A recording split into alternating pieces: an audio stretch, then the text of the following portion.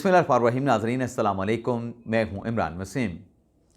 नाज़रीन, बानी तहरीक इंसाफ इमरान ख़ान के ख़िलाफ़ PDM की, पाकिस्तान पीपल्स पार्टी की, मौलाना फजल रहमान की, मुसम्मिक नवाज़ की अदम एतमाद की तहरीक कामयाब हो चुकी थी। इमरान ख़ान को उस अदम एतमाद की तहरीक के नतीजे में वज़ीर आज़म हाउस से निकाला जा चुका था। शहबाज शरीफ नए वज़ीर आज़म का हल्फ उठा चुके थे। इस अदम एतमाद की तहरीक की कामयाबी के बाद इमरान ख़ान ने जनरल कमर जवेद बाजवा को हिट लिस्ट पे रख लिया, अपने निशाने पे रख लिया। इमरान ख़ान ने बयानिया बनाया जनरल बाजवा के ख़िलाफ़ कि ये मीर जाफ़र है, मीर सादिक है, लेकिन पैरेलल एक तरफ इमरान ख़ान जनरल बाजवा के ख़िलाफ़ ये बयानिया बना रहे थे, दूसरी तरफ बानी तहरीक इंसाफ इमरान ख़ान रात के अंधेरों में छुप छुप के खुफिया मुलाकातें भी जनरल बाजवा के साथ कर रहे थे। लेकिन ये जो बयानिया इमरान ख़ान ने एस्टेब्लिशमेंट के ख़िलाफ़ बनाया, कौमी सलामती के इदारों के ख़िलाफ़ बनाया, ख़ास तौर पे जनरल बाजवा के ख़िलाफ़ बनाया, इस बयानियों में कुछ हमारे साफ़ी भी शामिल हो गए और उसमें ख़ास तौर पे नाम आता है इमरान रियाज़ ख़ान का।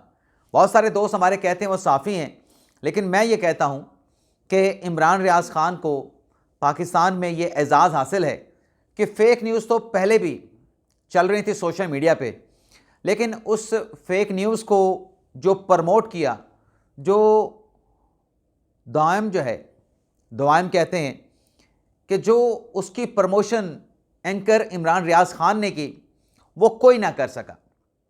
अब ये जो बयानिया इमरान ख़ान साहब इस्टेब्लिशमेंट के ख़िलाफ़, जनरल बाजवा के ख़िलाफ़ चला रहे थे, इस बयानिया में इमरान रियाज़ ख़ान भी शामिल हो गए और इमरान रियाज़ ख़ान ने यहाँ इस्लामाबाद में एक निजी होटल में तकरीब से ख़िताब करते हुए कहा कि पहली मर्तबा इनको टक्कर के लोग मिले हैं। यानी इमरान रियाज़ ख़ान उस तकरीर में कह रहे थे कि पहले तो इस्टेब्लिशमेंट हुकूमत गिरा देती थी, हुकूमत बना लेती थी, जो हुकूमत बनाने वाले हैं वो हुकूमत में आके खुश हो जाते थे, जो हुकूमत से निकलते थे वो खामोश होकर बैठ जाते थे।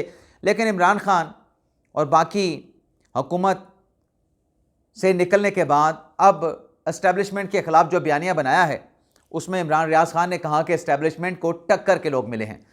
ख़ुद भी उन्होंने कहा कि मैं भी एस्टेब्लिशमेंट के साथ टक्कर लेके बैठा हूँ। अब नाज़रीन, एंकर इमरान रियाज़ ख़ान जो कि पहले भी 2-3 मरतबा एयरपोर्ट पे गए बाहर जाने के लिए, लेकिन उनको नहीं जाने दिया गया, उनको एयरपोर्ट पे रोक लिया गया। आज नाज़रीन ये इतलात सामने आ रही हैं, बल्कि ख़बर ये सामने आ रही है, अदील राजा साहब जो कि सीनियर सहाफ़ी अरशद शरीफ मरहूम के प्रोड्यूसर थे, उनकी तरफ से ख़बर दी गई है कि फ़ाइनली जो इमरान रियाज़ ख़ान हैं वो पाकिस्तान से आउट कर चुके हैं। यानी उन्होंने लिखा क्या, good for Imran Riyaz Khan finally out, यानी पाकिस्तान से फ़रार हो गए। और इतलात ये हैं कि वो मस्कत पहुँचे हैं। अब नाज़रीन, सवाल ये पैदा होता है कि वो पाकिस्तान से कैसे फ़रार हुए। रहे थे खैबर पख्तूनख्वा में, तो उनको कैसे फ़रार करवाया गया होगा। अफ़गानिस्तान के रास्ते फ़रार करवाया गया, बलूचिस्तान के रास्ते फ़रार करवाया गया, किसी बोट पे बिठा के मस्कत पे लैंड करवाया गया। लेकिन आज क्या बात है, सवाल ये है कि जो टक्कर के लोग वाली बात इसने कही, लोगों के ज़हनों को आलूदा करने के बाद, फ़ेक न्यूज़ की पाकिस्तान में बहुतात और उसकी प्रमोशन करने के बाद, लोगों को के माइंड्स को पल्यूट करने के बाद, अब ये पाकिस्तान से फ़रार हो गया। अब ये पाकिस्तान से फ़रार हो गया है। चलें, और भी बहुत सारे बाहर बैठे हैं, तो ये भी जाके बाहर बैठ जाएंगे। अब इसकी कुल सहाफ़त नाज़रीन इमरान रियाज़ ख़ान की ये है। एक किस्सा इनके बारे में सुनाया जाता है कि जब नए ये सहाफ़त में आए तो रिपोर्टर थे और इनको एक जगह पे रिपोर्टिंग के लिए भेजा गया। वहाँ पे रिपोर्टिंग करते हुए माइक इनके हाथ में है, कैमरामैन इनकी वीडियो बना रहा है, तो ये दिखाते हैं कि ये देखें जी, ये दीवार है और दीवार के ऊपर लिखा हुआ है वन विंडो ऑपरेशन।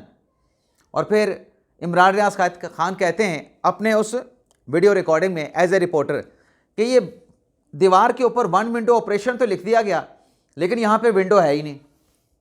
भाई वन विंडो ऑपरेशन यहाँ पे होना है तो विंडो तो बनाए यहाँ पे, बगैर विंडो के वन विंडो ऑपरेशन कैसे हो सकता है। अब जिस बंदे को वन विंडो ऑपरेशन का ही ना पता हो, वो ज़ाहिर सी बात यही कहेगा कि ये दीवार है, इस पर लिखा है वन विंडो ऑपरेशन, लेकिन यहाँ पे विंडो मौजूद ही नहीं है। वो तो ऐसे ही रिपोर्टिंग करेगा ना। और फिर जिसका नॉलेज ये हो वन विंडो ऑपरेशन के हवाले से कि ये क्या, किस बला का नाम है, किस चीज़ का नाम है, वो सहाफ़त क्या करेगा? वो ऐसी सहाफ़त करेगा कि हमें शरीफ ख़ानदान के ख़िलाफ़ चीज़ें प्लान की जाती थी और हम वो चीज़ें मीडिया के ऊपर बक बक कर देते थे, वो बता देते थे। अब ये पाकिस्तान से फ़रार हो गए, लेकिन सवाल तो है कि कैसे फ़रार हुए, किसने फ़रार करवाया। इसके अलावा नाज़रीन, ये जो मिलिट्री कोर्स के हवाले से आलमी ताकतों के, तरक्की याफ्ता ममालिक के और आलमी इदारों के जो मौक़िफ़ सामने आ रहे हैं, इस पर मैंने दोपहर के व्लॉग में भी बात की। लेकिन नाज़रीन, एक और चीज़ मैं आपके साथ डिस्कस करने जा रहा हूँ। अब ये पाकिस्तान के मिलिट्री कोर्स के फ़ैसलों के ऊपर आलमी इदारों, आलमी ताकतों ने सवालात उठाए हैं। ये उस वक्त कहाँ पे थे जब इमरान खान साहब के दौर में फ़ौजी अदालतों से सिविलियन के ख़िलाफ़ फ़ैसले आ रहे थे। तब तो ये खामोश थे, तब तो ये कुछ नहीं कह रहे थे। तब इनको मिलिट्री कोर्ट के फ़ैसले इमरान खान के दौर में काबिल कबूल थे, एक्सेप्टेबल थे। अब ये क्यों खामोश हैं? चलें आलमी ताकतों को छोड़ दें, आलमी इदारों को छोड़ दें। तहरीक इंसाफ जो मिलिट्री कोर्ट्स के फ़ैसलों पर सवालात उठा रही है, तहरीक इंसाफ खुद बताया कि उनके दौर में जब मिलिट्री कोर्ट से सिविलियन को सज़ाएँ सुनाई गईं, तब तो आप इन मिलिट्री कोर्ट्स का दिफा करते थे। इमरान खान के स्टेटमेंट मौजूद हैं, इमरान रियाज खान के भी स्टेटमेंट मौजूद हैं जो पाकिस्तान से फ़रार हो चुके हैं, मुराद सईद के स्टेटमेंट मौजूद, और भी बहुत सारे के स्टेटमेंट मौजूद हैं। तो जब जो दिफा करते थे मिलिट्री कोर्ट्स का, आज मिलिट्री कोर्ट्स के ख़िलाफ़ या मिलिट्री कोर्ट्स पे क्यों सवालात उठा रहे हैं? क्यों? अब अपना नाम आया है, पहले किसी और के बेटे थे, अब आपकी पार्टी के कारकुनान हैं। अब इनसे पूछो ना तहरीक इंसाफ वालों से कि उस वक्त आपने एतराज़ क्यों नहीं उठाया, तो कहते हैं वो भी गलत थे। भाई वो गलत थे तो उस वक्त क्यों नहीं बोले? आज बोल रहे हो जब आपके खिलाफ फैसला हुआ है, अब आप कहते हो कि वो गलत थे, उस वक्त आपने क्यों नहीं कहा? उस वक्त तो आप दिफा कर रहे थे, उस वक्त तो आप दिफा कर रहे थे।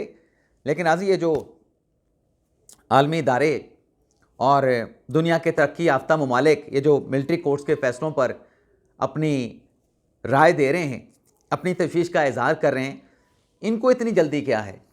इनको इतनी जल्दी क्या है? अभी तो ये फ़ैसले हतमी नहीं हुए। अभी तो सुप्रीम कोर्ट के कॉन्स्टिट्यूशनल बेंच ने इस मामले को देखना है कि क्या मिलिट्री कोर्ट जो है सिविलियन के ट्रायल का फ़ैसला कर सकती है।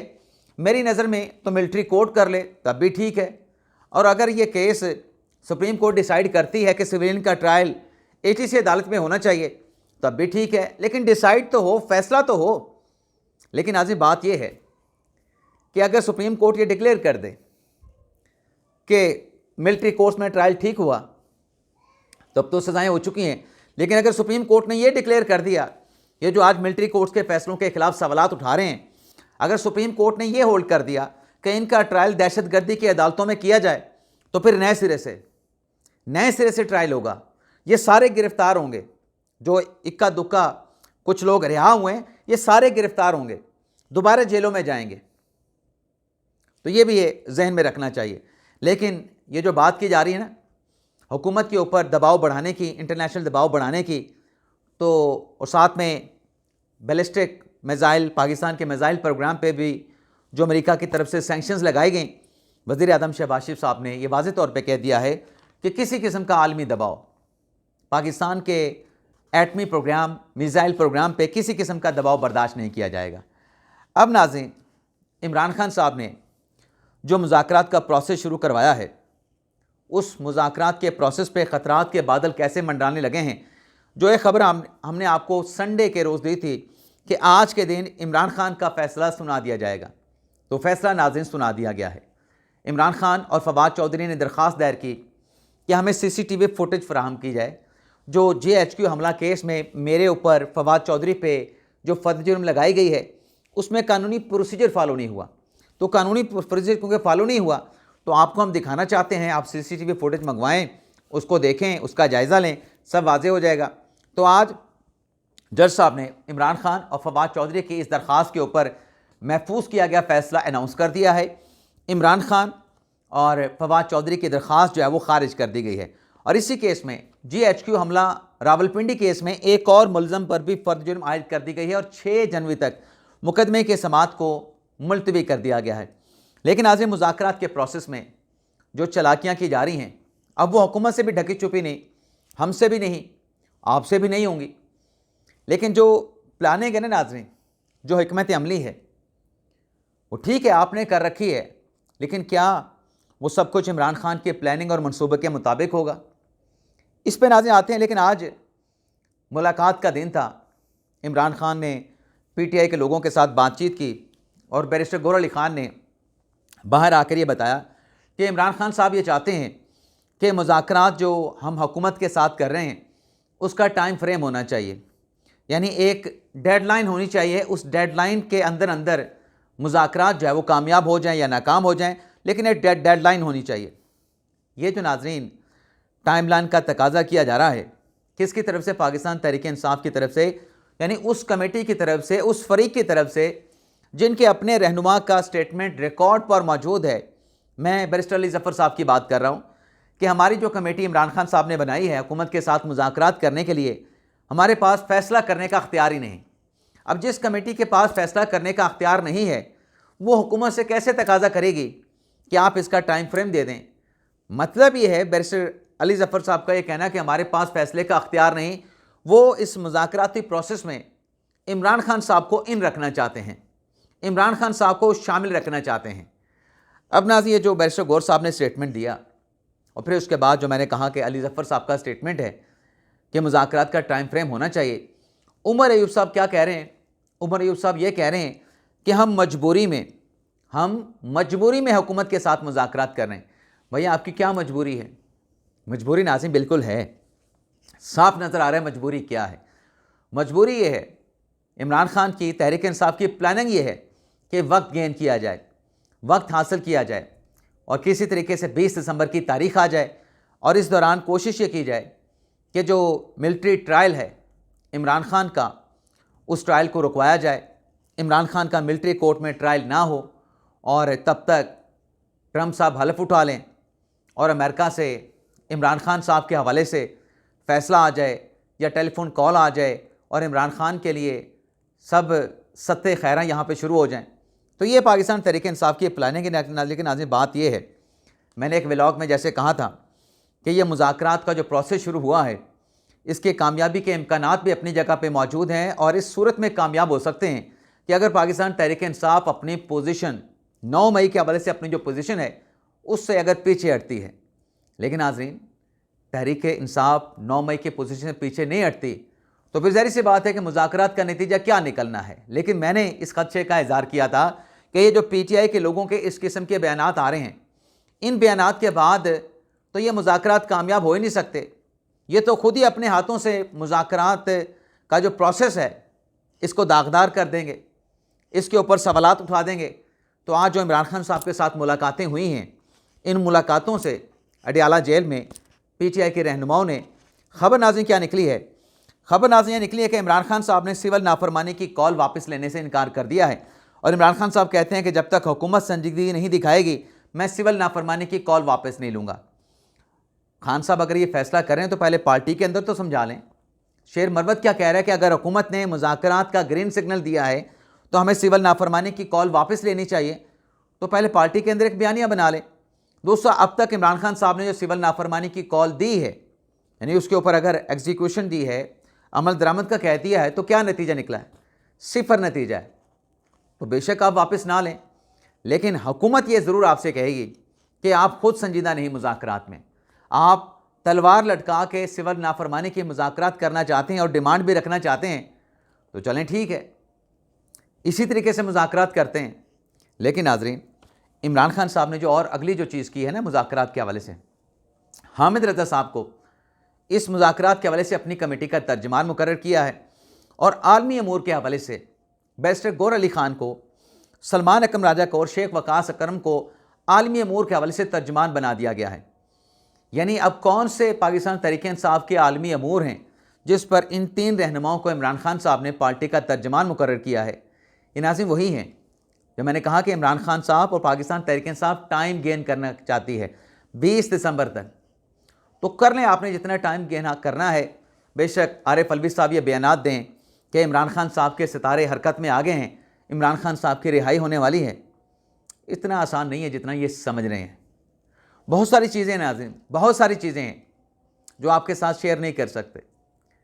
फ़िलहाल नहीं शेयर कर सकते, आगे चल के शायद शेयर कर लें, लेकिन इन हालात में शेयर नहीं कर सकते। लेकिन रिहाई वाली ये जो बात कर रहे हैं ना, ये रिहाई नाज़रीन उसी सूरत में होगी 24 नवंबर से आपको पीछे हटना पड़ेगा। अब जैसे मैंने कहा था कि मुज़ाकराती प्रोसेस में अली ज़फ़र साहब ने कहा कि हमारे पास तो अख्तियार ही नहीं, फ़ैसले साजी का अख्तियार तो इमरान खान के पास है। तो आज जो अडयाला जेल में मुलाकात हुई, इमरान खान साहब ने मुतालबा रख दिया कि मुझे मुज़ाकराती कमेटी तक रसाई दिलाई जाए, एक्सेस दिलाई जाए। यानी इमरान खान साहब मुज़ाकरात के प्रोसेस में डायरेक्टली खुद शरीक होना चाहते हैं। कैसे शरीक किया जाएगा? अडयाला जेल में बंदा, एक कैदी ज़ेर हिरासत मुल्ज़म, उसको कैसे मुज़ाकरात के प्रोसेस में शामिल किया जाएगा? हुकूमत ने यह तो इजाज़त दे दी है कि मुज़ाकराती कमेटी जहाँ पर जाके मुलाकात करे, लेकिन मुज़ाकरात के अमल में क्या इमरान खान साहब को वीडियो लिंक के ज़रिए शामिल किया जाए? यानी क्या अजीब और नन्ही नन्ही ख्वाहिशात हैं।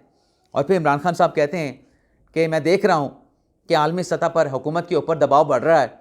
यार ये बात करते हुए शर्म आनी चाहिए, ये बात करते हुए बानी PTI को शर्म आनी चाहिए। यार आपने खुद ही बयानिया बनाया था कि ग़ुलामी से निजात हमने हासिल करनी है, ग़ुलामी नामंजूर, हमने तो आज़ादी हासिल करनी है। आप फिर उसी ग़ुलामी की तरफ जा रहे हैं। यानी आप कहते हैं कि डोनाल्ड ट्रंप जो है इमरान खान साहब को रिहा करवाएगा हल्फ उठाने के बाद। तो क्या डोनाल्ड ट्रंप जब इमरान खान साहब को रिहा कराएगा तो उस रिहाई मिलने के बाद इमरान खान पाकिस्तान को अमेरिकी ग़ुलामी से निजात दिलाएगा? पता नहीं कैसे ये बेवकूफ़ बना लेते हैं। और उससे बढ़ के जो हैरानगी होती है कि सुनने वाले जो फॉलोअर्स हैं पाकिस्तान तहरीक इंसाफ के, वो कैसे बेवकूफ़ बन जाते हैं, उस पर ज़्यादा हैरानी होती है। मंसूर शाह साहब के हवाले से नाज़रीन खबर ये है कि इंतज़ामी जज का ओहदा उनको दिया गया था, और वो इंतज़ामी जज का ओहदा जस्टिस याहिया अफरीदी साहब के नीचे 2 माह तक ये फ़राइज़ एडमिनिस्ट्रेटिव जज के अदा करते रहे। लेकिन अब मंसूर शाह साहब इस ओहदे से मुस्तफ़ी हो गए हैं, दस्तबरदार कह लें, या इस ओहदे के ऊपर कंटिन्यू करने से इनकार कर दिया है। ज़ाती वजूहात तो सामने नहीं आ सकें कि वजूहात सामने नहीं आ सके कि क्या वजह है कि पहले अगर इसी ओहदे के ऊपर इंतज़ामी जज के तौर पे, सुप्रीम कोर्ट के इंतज़ामी जज के तौर पे अगर काम कर रहे थे, अब क्यों इनकार किया गया है। तो ये बहरहाल एक कन्फर्म खबर है कि मंसूर शाह साहब जो हैं अब सुप्रीम कोर्ट के इंतज़ामी जज नहीं रहे, और उन्होंने इस ओहदे के ऊपर मज़ीद कंटिन्यू करने से इनकार कर दिया। नेक्स्ट इंतज़ामी जज कौन होगा, खबर मिलेगी तो वो भी आपके साथ हम शेयर करेंगे। लेकिन अब तक के लिए इतना ही। आपसे इजाज़त चाहते हैं। अल्लाह ताला हम सब का हामी नासिर, और अपनी दुआ में याद रखिएगा। अल्लाह हाफ़िज़।